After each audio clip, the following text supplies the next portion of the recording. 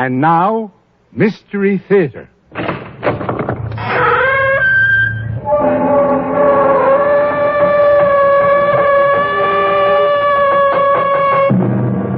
Shakespeare's great drama.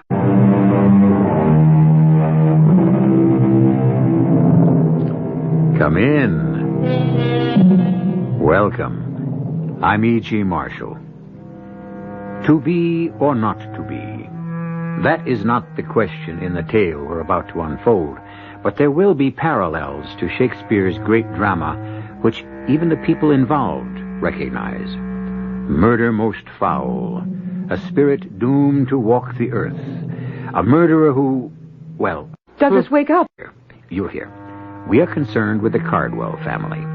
Douglas, the young man, Edmund, his father, and Gertrude, his mother. Douglas? Douglas, are you awake?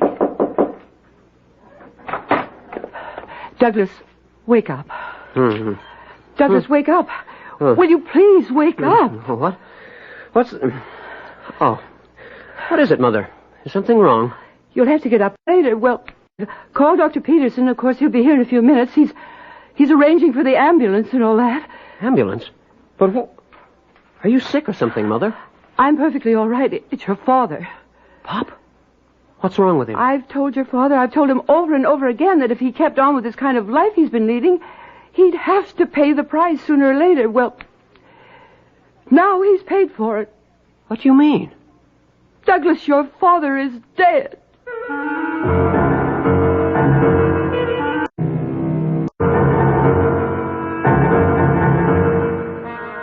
Our mystery drama, That Hamlet Was a Good Boy, was written especially for the out of Field and Farrington, and stars Will Mackenzie and Jennifer Harmon.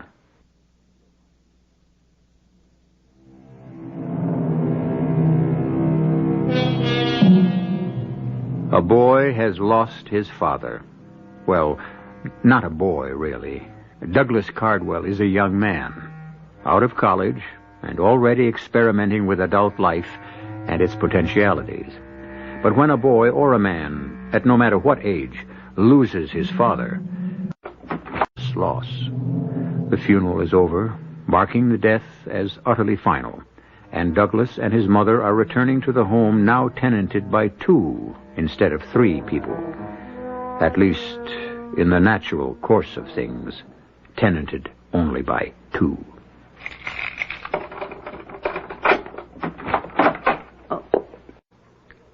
Drapes back, will you, Douglas, and open some windows. I never could understand why a house has to be darkened and all that. What? The drapes? Oh, for heaven's sake, you've got to stop this mooning about. Your father's been dead for 3 days now, and I haven't heard a half-dozen words out of you. I was very fond of my father. I miss him. I'm sorry if you think I'm overdoing it, but I miss him. Please open the drapes. My father was a good man. I'd better set you straight about your father. I'm already straight about him. I don't need to be set. He always showed you his best side, I know. He never let you see the side of him I had to live with. I've always known what was going on. Oh, have you indeed? Did you know that your father was a drunkard? Oh, come on, Mother. He took a drink now and then, but my father was a good man. Your father was a ne'er-do-well. We live in the finest house in Branbury.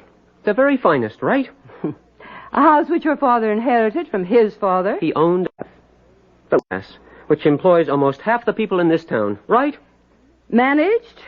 Mismanaged would be more accurate. Do you know that? But how can you call him a ne'er-do-well? I'll tell you how. He could have been a millionaire several times over, just by scribbling his name at the bottom of an agreement. He could have. But would he do it? No, not your father. He knew I wanted him to, and that's why he wouldn't. You're talking about his refusal to sell the glassworks, aren't you? Amalgamated Glass offered him $3 million. $3 million and 5% of their stock. What kind of a businessman turns down an offer like that? They wanted to close the Branbury glass plant. You know that. Half the people in this town would have been thrown out of work. Well, thank goodness my brother will have better sense. Uncle Stanley? What's he got to do with it? Your Uncle Stanley will be taking over the management of Branbury Glass now, Douglas. Uncle Stanley will? Yes, characteristic. My father had planned to put me in charge when he retired. He didn't know, of course, he was going to die. Your father left his entire estate for me. That includes the factory, you know. And you intend to make Uncle Stanley the manager? Well, Douglas, I don't want to hurt you, but well, I'm sorry to say that I see some of your father's unfortunate characteristics in you. You've just finished saying that your father was right not to sell the plant. Would have turned Branbury into a ghost town. Well, he called... Branbury's near enough a ghost town in any case. And the people who live in it are not children. Let them take care of themselves. They're not our responsibility. My father felt they were his. You see what I mean? You're just like him. Thank you. A dreamer. Oh, and his choice of friends. Good heavens, the people he called friends. There were several hundred people outside the church today, just standing there. They couldn't get inside because there wasn't room, but they wanted to pay their respects. I don't think so badly. Douglas, while we're on the subject of friends and the choosing of them, where was that girlfriend of yours today? That little blonde. What's her name? Phyllis Downs. You know her name. Oh, I didn't see her at the funeral today. She was outside with the others, I expect. She knew you'd only snub her if she tried to come inside. Yes, I was there, Doug. Outside. And you know, I was sort of glad I was out there instead of in the church. Well, it was sitting right there. Watching the people. They loved your father. You could see it in their faces. You know, a crazy thing. I had this strange feeling all day. Well, ever since he died, actually. But especially today. That Pop was there. I just... You know, he might as well have been sitting right there in the pew beside me. Is that completely nutty? Oh, who are we to say so? I never really believed in stuff like that. Well, I don't think there's any way to believe or... So she's going to make such things flatly, Doug. The fact is, we don't know. That's true. You really miss him, don't you, Doug? Except for you, the world has come to an end. Well, at least there will always be me. Thank the Lord. They're going to sell the glassworks, I think. What? Mother says she's going to make Uncle Stanley the manager, now that Pop's gone. Uncle Stanley? But can she do that? She says my father left his entire estate to her. Wouldn't. Well, Do everything... sure of herself. And they'll sell the plant? The buyers will close it down. That's the only reason anybody ever wanted to buy Branbury Glass. They might as well close the town down, too. That's about what it amounts to. He'd have given us his blessing, wouldn't he? Of course. I talked to him about us. But your mother won't. She'll do everything she can to keep us from marrying. What can she do? I'm a big boy. I want to marry you, and I intend to. She has nothing to say about it. Well, I'm not so sure of that. Control of the money as well as the factory. She can put some pressure on you.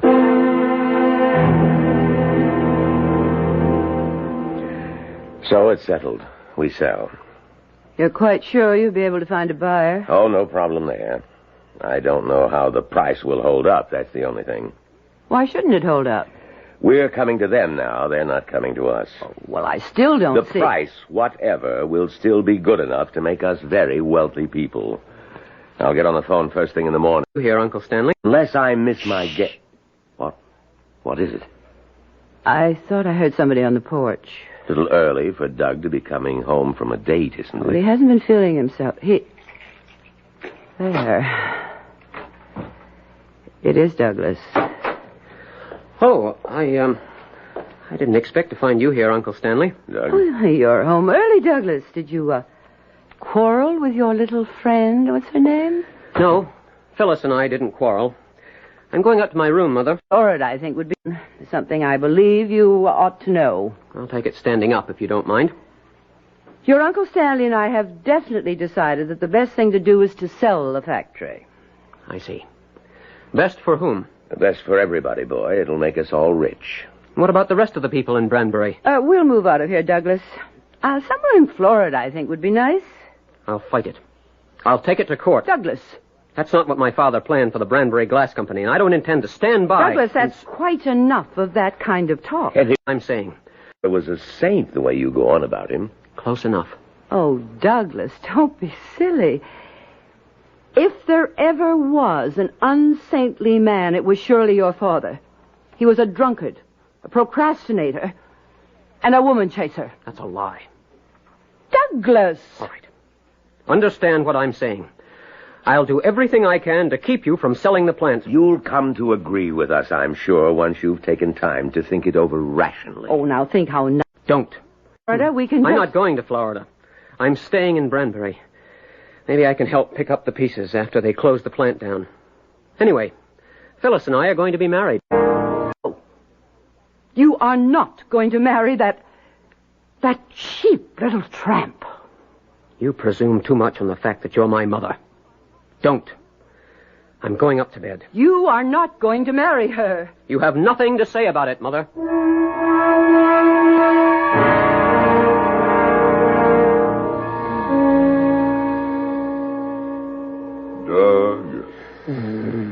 Douglas. Can you hear me? Don't be frightened, my son. There's nothing to be afraid of. Who's that? No, don't let it upset you, my son. It's perfectly all right. Pop. Is that... Who is it? Yes, it's me, Doug. No, don't turn your light on just yet. I still have to materialize. Huh? There's no point in you watching a thing like that. Materializing is... No, Doug, no. It's not a joke. It's just... Now, wait. Wait just a minute. Okay, Doug, you can turn your lamp on now. Pop. Hello, son. This materializing is kind of tricky for a beginner. Is it really you, Pop? Oh, yes, it's me, all right. A ghost? Well, yes, never real. Yes, you could say that. It's a word we don't particularly favor, but yes. All day, I had a feeling. I had this crazy feeling that I was with you, right? Well, I was. That was quite a funeral. You saw? The people outside, everything? Yeah, it was very moving, I never realized that all those people were so fond of... Well, I'm not here to talk about that. Why did you come back, Pop? People don't usually, do they? No, well, former people. See, the thing is, Doug, well, I've been made a Class D spirit.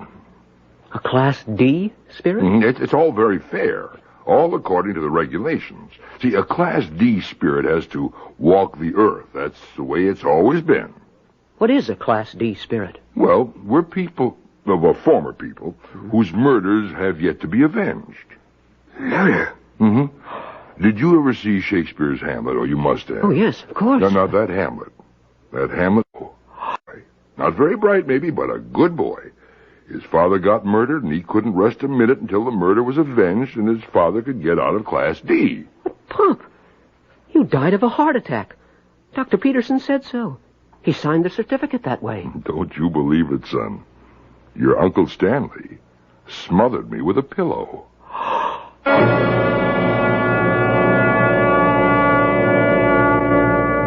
Murder most foul. Since the art of storytelling is one, there have been tales of men and women murdered and unavenged. But who is to say with certainty that these lost souls walk only within the confines of fiction? The murder which goes unavenged is the murder which never comes to light. To shed some light on this one, I'll be back shortly. Peterson's, too.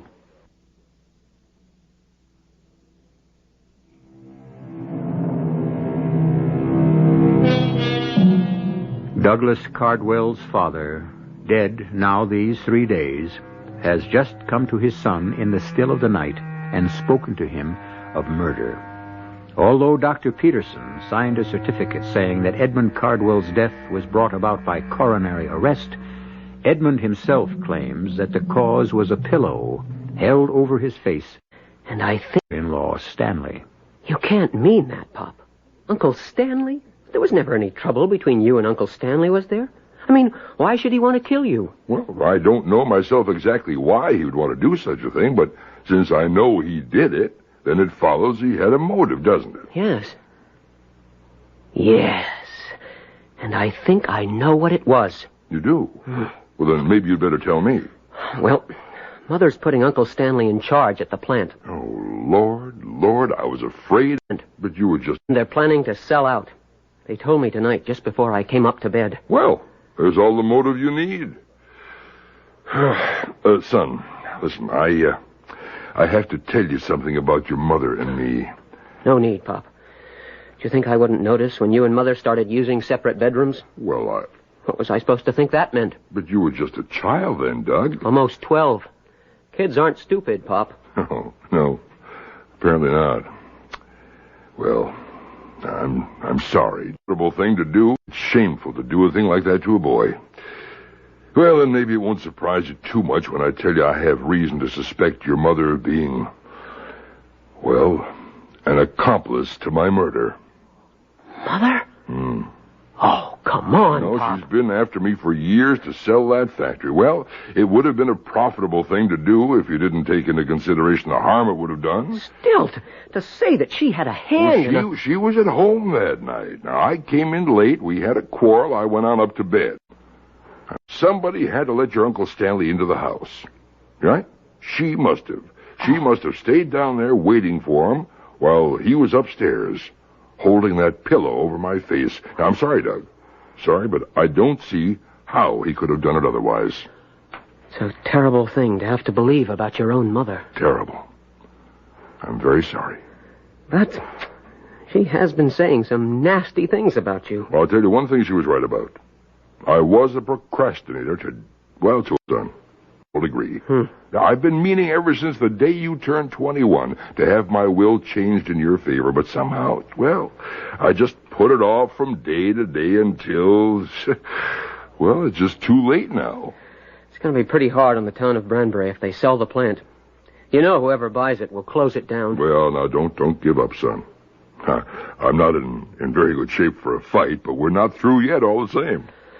What is it you want me to do? Well, I'm hanged if I know right this minute, son. We should Always think of something, though, the two of us together. Well, right now I'm just about tuckered out. Now, let's think about it until tomorrow night. And I'll appear to you again then at midnight.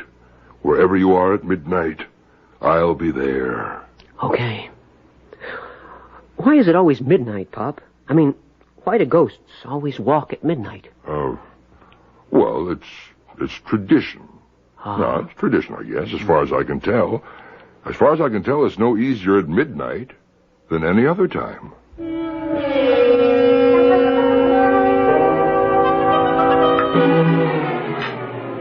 Douglas, you've hardly touched your breakfast, did it? That's right. They're fine, Mother.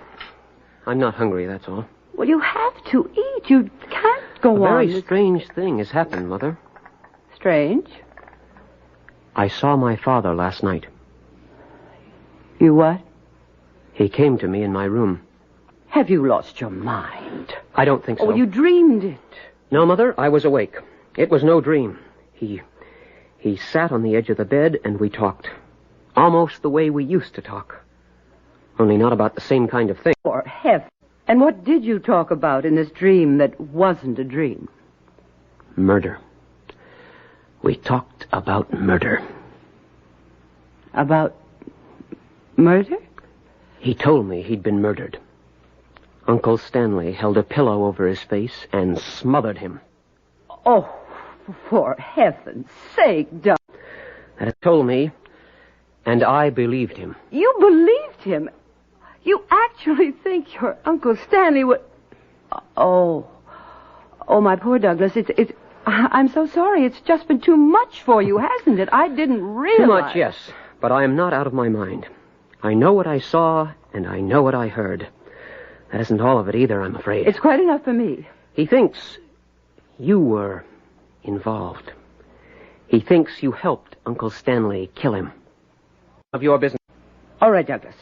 I've heard all of this kind of talk I intend to listen to.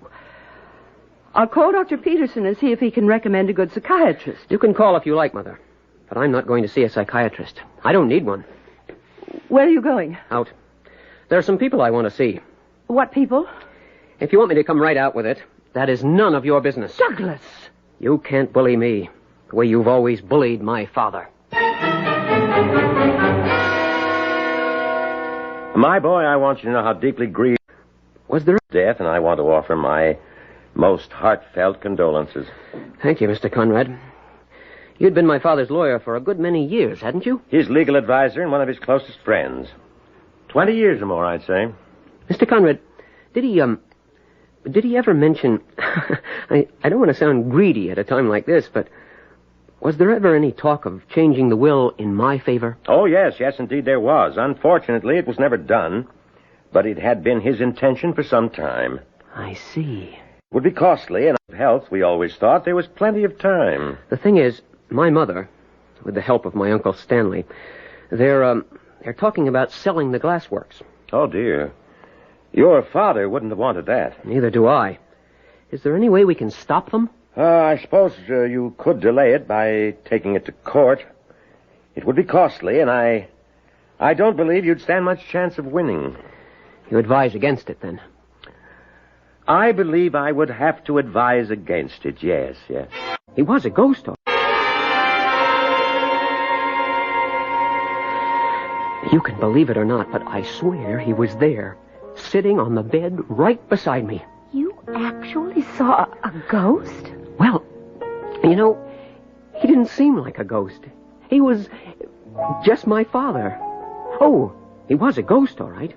At first, I could sort of half see through him. Oh, that's spooky, all right.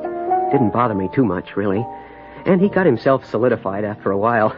Jumped into a fish pond. Is hard for a beginner, he said. The poor dear. And murdered, too. You said your father mentioned Hamlet? A Class D spirit, Pop says, has to walk the earth until he's avenged. Hamlet's father was Class D. In Hamlet, he got killed, and his girlfriend went off her rocker and jumped into a fish pond or something. I don't find that too attractive. Well, I don't think he meant us to follow Shakespeare's script altogether. Would you like some dessert? Oh, there's no hurry. Well, the only thing is, I guess that would be home by midnight. Why? He promised he'd show up again at midnight tonight. We're going to see if we can figure out what to do. Well, does it have to be there? In your room? Well, he did say wherever I was. Why? Well, couldn't we go to my apartment? If he's going to show up wherever you are, why not my apartment? I guess that would be all right. If you're sure you won't be afraid. Of that sweet old man? Don't be silly.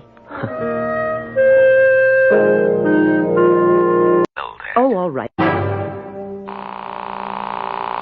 Oh, answer it, Stanley. Answer it, will you? Hello? Oh, Stanley, where in the world have you been? I've been trying this whole livelong evening to reach you. I had a very busy day, Gertrude, a very tiring day, and I don't want to be yelled at. Oh, all right. But where were you? I was having dinner with a prospect. A prospect? You mean you've had this whole day to work on it and you still haven't settled anything? I think I made a deal 2 minutes to 12. to your approval, of course. Consolidated Bottling is willing I don't want to hear about it this way. Not on the phone. I want you to come over here right away. Gertrude, I'm tired and I'm not feeling well. I've had a hard day. At once, Stanley.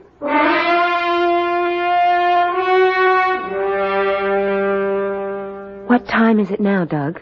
2 minutes to 12, if my watch is right. You're not frightened, are you, Phyllis? Of course not. Well, maybe a little nervous. You needn't be. He's really just the same. Except dead. Phyllis, What time is it now? 20 seconds later. He may be late, you know. Punctuality was never one of my father's virtues. But surely now that he's... Doug. Yes, Pop. I'm here. Well, you don't seem to be alone. Oh, it's all right, Pop. You remember Phyllis? Phyllis Downs? Oh, yes. Yes, of course. Just a minute. Now, there. It Anything new? You know the materializing seems to get easier as you go along. Well, Phyllis, how nice to see you again. It's good to see you, too, Mr. Cardwell. Only, well, give me a minute to get used to it. Yeah, I expect it is unnerving. It's nothing to be afraid of, though. Oh, I'm not afraid. Of course you're not. Well, Doug, anything new? Well, Uncle Stanley was supposed to be out taking bids for the plant today. Well, he won't have any trouble. There are plenty of people eager to buy Branbury glass. Doug, you told your mother I suppose I'll do... last night, didn't you? Yes. Shouldn't I have? Well, it doesn't really matter. Have you thought of anything? No, I'm sorry to say I haven't. Now, I don't want to get you into a bad situation down here, and yet, if I'm to be reclassified, I have to be avenged. And, well, Doug, I just don't know. Well, I suppose I'll do whatever I have to. There must be some better way than the way Hamlet did it, though. No. All I said was that Hamlet was a good boy. I didn't ask you to do any of the things he did. Troop. I don't want you to make the kind of mess he made of things. Certainly I don't want you to go around... I just thought of something. Hmm? In Hamlet, they did a play. Remember? Yeah. A bunch of strolling players came along, and Hamlet made up a scene for them to act out, to catch the conscience of the king. Right. Why couldn't we do that? A whole troupe of actors? I have a home movie camera. Got it as a present last Christmas, and it's absolutely marvelous. But, Phyllis... It takes pictures indoors with just ordinary room lighting, and I've got to do is just lie... Yes, but we'd still need actors. No, we wouldn't, don't you see? You could play yourself, and Doug could play Uncle Stanley, and we'd reenact the crime. Oh, I don't know about that, Phyllis. I only tried acting once in my high school senior class play, and, well, to tell you the truth, I was terrified. All you'd have to do is just lie there on the bed, Mr. Cardwell, while Uncle Stanley held the pillow over your face. You wouldn't have to act. Well... Didn't work very well in Hamlet. Well, it sure caught the... If we can scare Uncle Stanley badly enough, who knows what might happen? Well, I don't think you can take pictures of spirits. I mean, I don't think spirits show up on film. Oh, Mr. Cardwell, please. That's just superstitious nonsense. Probably. Like seeing a ghost. Well, we can try. Goodness knows, I have nothing better to suggest.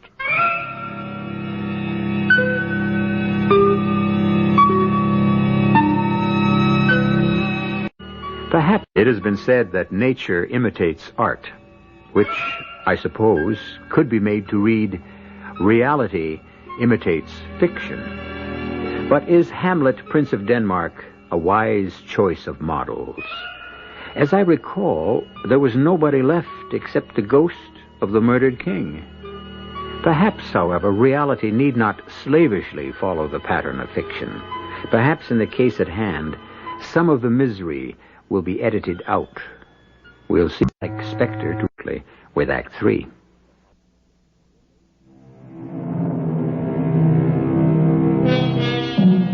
The late Edmund Cardwell has been designated a Class D spirit, which means that he must walk the earth until his murder is avenged. He has appeared as a rather lifelike specter to his son Douglas, and now also to Phyllis Downs, who is engaged to marry Douglas. The three of them, in trying to determine how best this vengeance may... Phyllis, I'm afraid have hit upon a device used by Hamlet in Shakespeare's drama. The play's the thing, they've decided, wherein they'll catch the conscience of Uncle Stanley. At this moment, they're examining the bedroom of Phyllis's apartment, which she has proposed as the setting for their filmed drama. No, Phyllis. I'm afraid it just won't do. It isn't in the least like my own bedroom where the crime was committed. Well, then we'll have to make the film in your room. With Mother in the house? Don't care what... No, my mother. We can wait until she's gone to bed. After all, it's going to be a silent film. And if my mother wakes up? If she wakes up, your father simply disappears. He can do that. We hide the camera before we let her in, and she finds the two of us alone in your father's room. That's all there'll be to find. You know what she's going to think.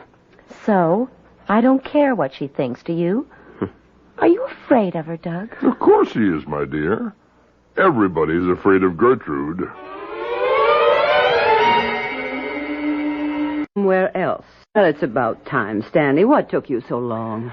Gertrude, can we just get this over with? I've had a stomach ache all day, and I don't think I've ever been this tired before in my whole life. I don't want to talk in this house, Stanley. But I came all the way over here because I'll explain it to you later, somewhere else.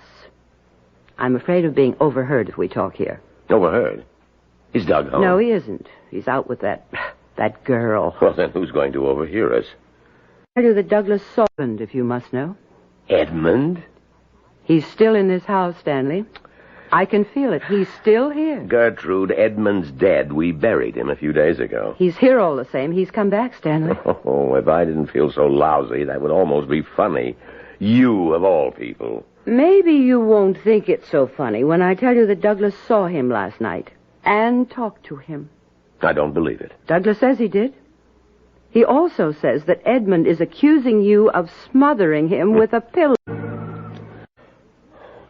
Doug said that? He did. But how would he know? No, he wouldn't. Unless Edmund told him. Now, do you understand why I want to get out of this place?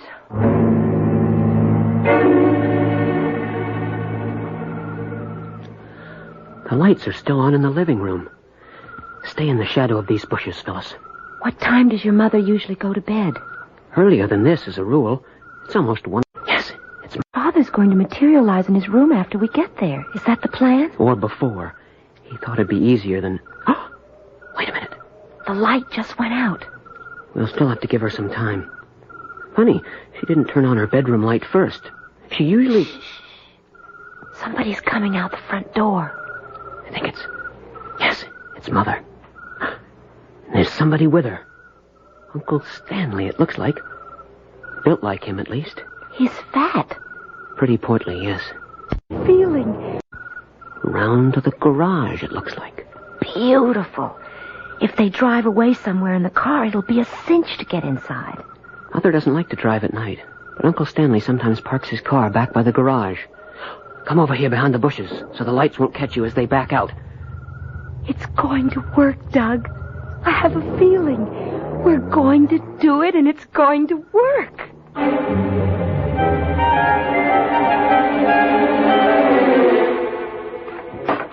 Your Uncle Stanley. Pop? Right here, Doug. They went out somewhere, she and Stanley. Yes, we saw them go.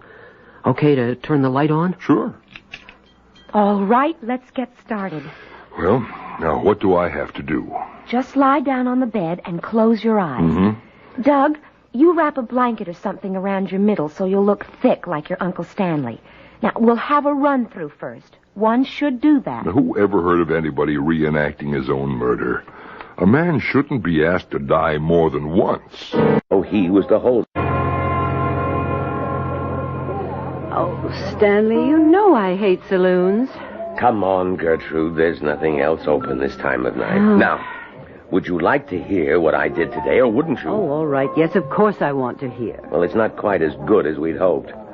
Everyone knows Edmund's dead, you see, and they know he was the holdout. They know you and I are ready to sell. So? So the price has gone down. I might have known. You bungled it. Gertrude, these people are not stupid. Right, a million's better. Big Glass is a small plant. It's a nuisance to the big companies, that's all. The best offer I got was from Consolidated Bottling. $1 million and 3% of their common stock. Take it or leave it. I happen to know that Amalgamated once offered... I said take it or leave it. Oh. All right. A million's better than nothing. Considerably. So can I go home and get some sleep? Well, what still has to be done? Consolidated has a board meeting scheduled for 10:30 tomorrow morning. Good, too. For that. If the deal gets past the board, it'll go to the legal department and they'll draw up the papers. With luck, I might have something for you to sign tomorrow night.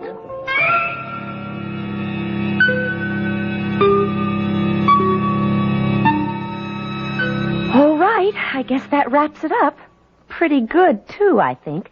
That last take was very effective. Actually gave me the shivers. Yeah, it gave me worse than that. I just hope it does some good, that's all. It will. It has to. We'd best shot. Still can. Yes, I don't much want to see my mother, just now. Now, I'll have them develop and print this film tomorrow morning. Will you see if you can arrange for us to show it to them tomorrow night, Doug? I'll try to get them together. I think it'd be just as well not to tell them why. I don't believe they'd be very interested right now in watching home movies. They'll be interested, all right, once they see that first shot.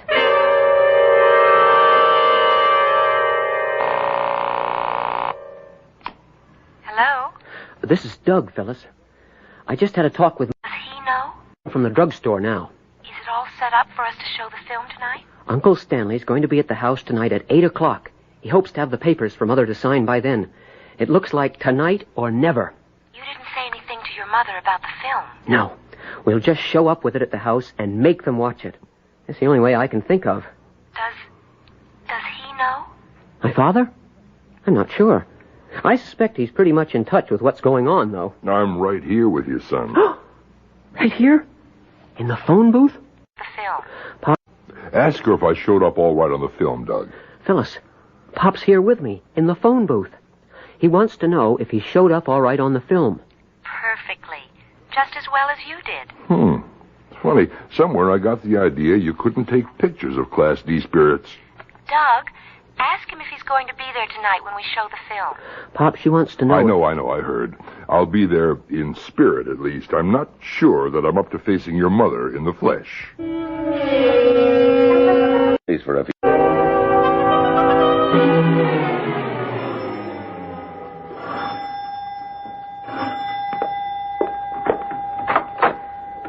You're 10 minutes late, Stanley. I know. Oh, come on in. Did you bring the papers? They're all ready for your signature. I may go down to Florida myself when this is all over, or someplace, at least for a few weeks. I need the rest. Well, there won't be anything to hold either of us in Branbury. Let me have the papers. I got them right here in my attaché case. They had the whole legal department working on this thing. Somebody outside. I didn't hear any. Oh. Hello, Mother. Uncle Stanley. You've both met Phyllis, haven't you? We've met, yes. We have something to show you, Mother. Oh, both of you. I'm afraid it'll have to wait, Douglas. We're very busy right now. Oh, not too busy for this, I hope. It's a short piece of film. It doesn't run more than a few minutes. Run? What is it you've got, Douglas? A screen. And this is a projector. Won't take us a second to set it up. Gertrude, why don't you just sign these papers and let me get out of here? I don't feel well enough to watch any home movies tonight. Oh, you'll be interested in this, Uncle Stanley. You especially. This wall will do. Is it all right if I take this picture down? No, it is not, young lady. And we don't have time for any of this nonsense. I want you Sure, both... take it down, Phyllis. Here, let me help you. Douglas! Oh, you'll find this fascinating, Mother. I guarantee it. Okay, all set here. You can turn the lights out, Doug. Douglas! I don't want to... Oh, Lord. Douglas, that's your father. How did you get... Oh, there's more, Mother. Wait until you've seen it all. It's me. Somehow they got pictures of it. You'll notice that's a pillow Uncle Stanley has in his hands, Mother. Where did you get this filthy thing? Shut it off. I don't want to... I can't... Oh. Shut that dreadful thing off. You haven't seen the best part. There. You see? The pillow over my father's face. I told you to... Okay. Shut it off, Phyllis. Stanley! Here, let me get to him, Mother. There's no pulse. I'm afraid... You killed him. You killed my brother. Oh, Doug. A heart attack, I imagine. Oh, Stanley, speak to me. I won't have this, you understand? Speak to me. It's no good, Mother. Gertrude, can you hear me? It's... Papers out of Stanley. Douglas, it's your father. Yes. Is he going to... Will he... Oh, no, Edmund, go away, you're dead, Edmund. And just about out of Class D. There's one thing, though, Gertrude. Go away. I will, Gertrude, but first, take those papers out of Stanley's attaché case. You know the papers I mean. There. I'll tear them up. I will not. The factory is mine now, and I have every right to sell it. True. Be over to him. Yes. Haunt you for the rest of your life. Because I will... If you were alive, you'd never get away with this. Yes, but as you say, Gertrude, I'm dead. Tear them up, Gertrude. Thank you. Now, you're to put Doug in charge of Branbury Glass. In fact, I think it would be a good thing if you deeded the factory over to him. Yes, I think that would be best. Now, you listen here. And you may keep the house if you like. The liquid assets, I think, ought to be divided equally between the two of you. You see, Doug's... Yes, that he and Phyllis are planning to be married. I won't do it. According to your will... Oh, I just made a new will, Gertrude. Weren't you listening? Or, of course, I could stay and haunt you. All right. Now, go away. Oh, poor Stanley. Yes, I am sorry about that in a way. At least, though, he won't be in Class D. He died a natural death. I'll be going now, Doug. I Remind you... Long life and happiness. We won't be seeing you again? No, not as long as your mother keeps her promise. It's better that way, really.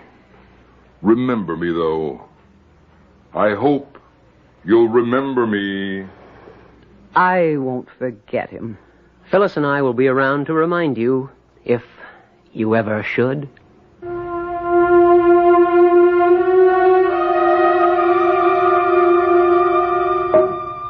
And those thorns avenged, and free at last to take his final rest. The mother? Well, the ghost of Hamlet's father said to Hamlet, "Taint not thy mind, nor let thy soul contrive against thy mother aught. Leave her to heaven, and to those thorns that in her bosom lodge do prick and sting her." I'll return, in the flesh, of course, in a few minutes. Little town.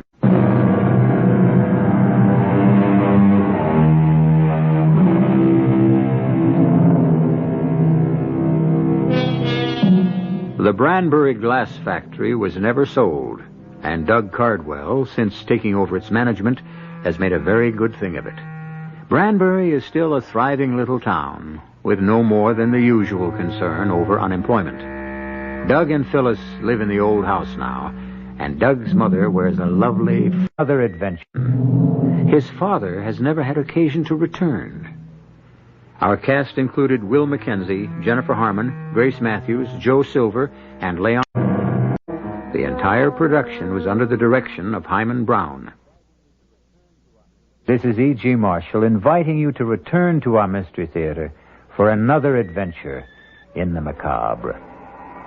Until next time, pleasant dreams.